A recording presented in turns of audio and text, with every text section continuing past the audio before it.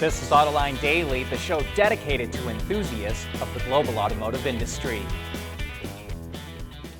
It's getting tougher and tougher for foreign car companies to compete in China.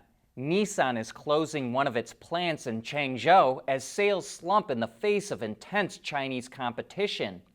One reason Chinese EV makers are doing so well is that they've been massively subsidized. The Center for Strategic International Studies estimates that Chinese automakers have received $230 billion in subsidies over the last 15 years, or $15.4 billion a year. Those subsidies came in the form of sales tax exemptions, rebates to buyers, R&D support, and government spending on infrastructure. And this is a conservative estimate. It does not include subsidies from large cities like Beijing and Shanghai, nor does it include support for battery companies. But China is starting to phase out subsidies to force EV makers to stand on their own 2 feet. Last year, those subsidies came to $4,500 per vehicle, which is less than the $7,500 rebate available to EV buyers in the US. But even though they're being slowly phased out, those subsidies in China are still significant, and they continue to push more consumers into NEVs or new energy vehicles. The China Passenger Car Association estimates that sales of locally made cars will fall 7.6% this month compared to last year, but it expects sales of NEVs to go up 7.1% and reach a new high of 49.1% share of the entire market. It expects consumers to buy 860,000 EVs and PHEVs. Canada watched as the U.S. added 100% tariffs to imported Chinese cars, and then it watched the EU put tariffs as high as 38.1% on some EVs. And then it decided it better take action of its own. Bloomberg reports that publicly, Canada is studying the issue, but behind the scenes, it's preparing to take action, probably with higher tariffs. BYD's planned plant in Mexico is going to be one of the larger ones in the country. The company's general director of Mexico says the facility will create 10,000 jobs. But not all of those workers will be directly employed by BYD. The number will also include contractor and supplier employees. But that will still make it larger than other car plants in Mexico. Volkswagen operates the largest plant in the country, which employs 6,100 assembly line workers and 5,000 supervisory employees. Mexico is becoming an important market for BYD, and it's on pace to sell 50,000 vehicles there this year. And in other BYD news, the company is expanding its car insurance business in China. BYD began offering its own insurance in 2021, but it was limited to a few markets. Now the automaker is expanding it to 7 major provinces in China.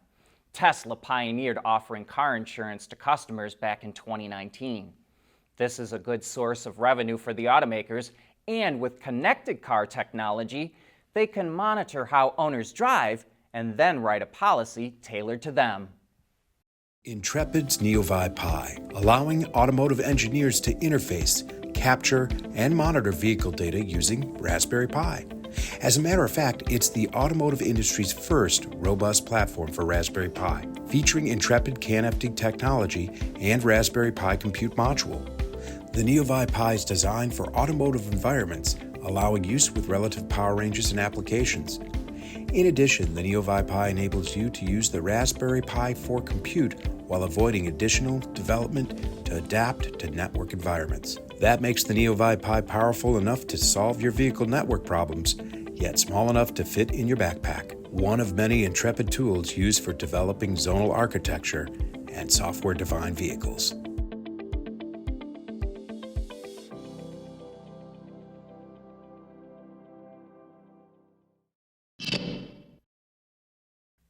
Here's a car I'll probably never be able to afford, but I'm still awestruck and will probably spend hours reading articles and watching videos about it.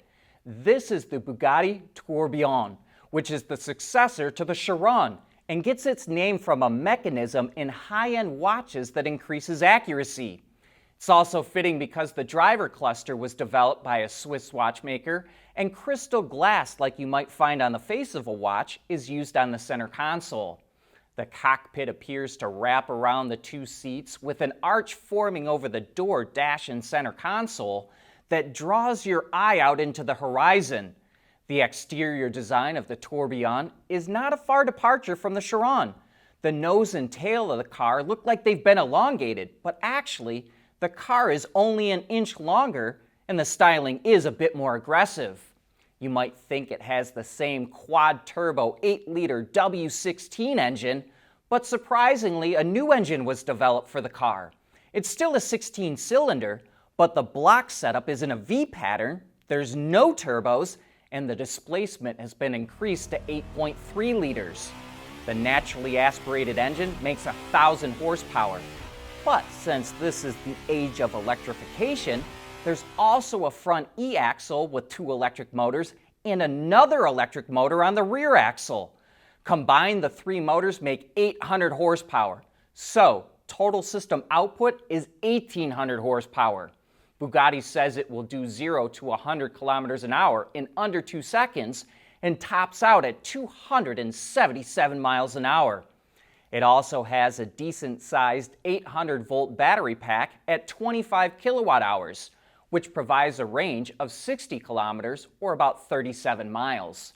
The Tourbillon will cost 3.8 million euros, but it will be limited to 250 examples and won't start reaching customer hands until 2026.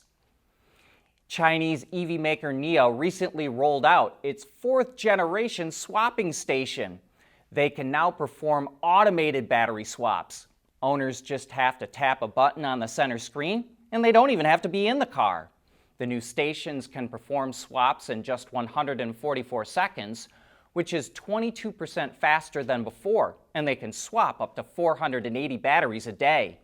Another benefit is they can accommodate multiple brands and different models. NIO operates the largest battery swapping network in China with more than 2,400 stations. BMW is scrapping its $2 billion battery deal with Swedish cell maker Northvolt. According to reports, Northvolt was not going to be able to deliver on a contract it signed with BMW in 2020. Instead, it will now help BMW develop cells, and BMW will try to work to build its own battery network in Europe. But we think it may have to turn to the Chinese for help now.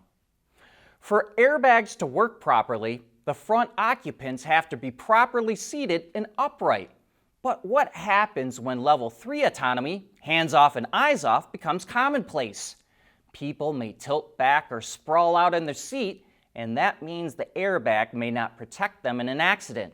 So ZF developed an airbag for autonomous cars, and they call it ZF LifeTech. It features a contour design that can inflate to 2 different sizes, depending on the person's seating position and their weight. Interestingly, the company, which is an Autoline sponsor, established an R&D center in Michigan for its global airbag development. Automakers will take cars all over the world to test them in the freezing cold and sweltering desert. But Porsche doesn't have to do that. 2 years ago, it created a climactic wind tunnel. You've probably heard of climate chambers that do the hot and cold thing, and wind tunnels have been around for a long time. But Porsche is the first that we've heard of to combine the two. And it's not just hot and cold. It can simulate a monsoon or a drizzle, and even mimic the changing positions of the sun. But that brings us to the end of today's show. Thanks for making Autoline a part of your day, and I hope that you have a great weekend.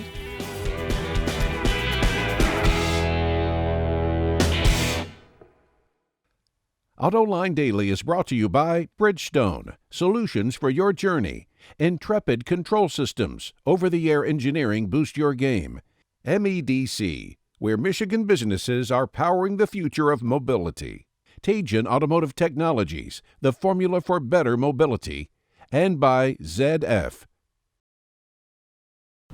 Keeping your heart racing in and out of the gym. That's what really matters. Bridgestone Potenza Sport AS tires with a 50,000-mile limited warranty.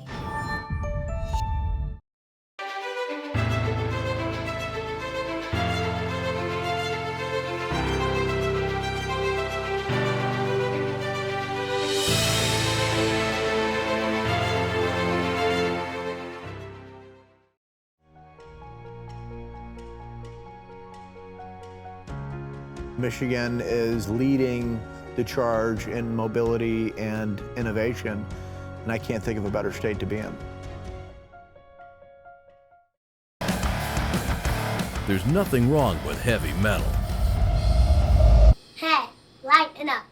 But with world-class composite material, Teijin Automotive Technologies makes vehicles lighter, safer, and more eco-friendly. Wards is the industry leader for news, data, and analysis. That's why companies across the globe subscribe to our premium service, maybe even your own. Log in for subscriber access now. Check your company's intranet for details and rely on wardsauto.com to keep you informed.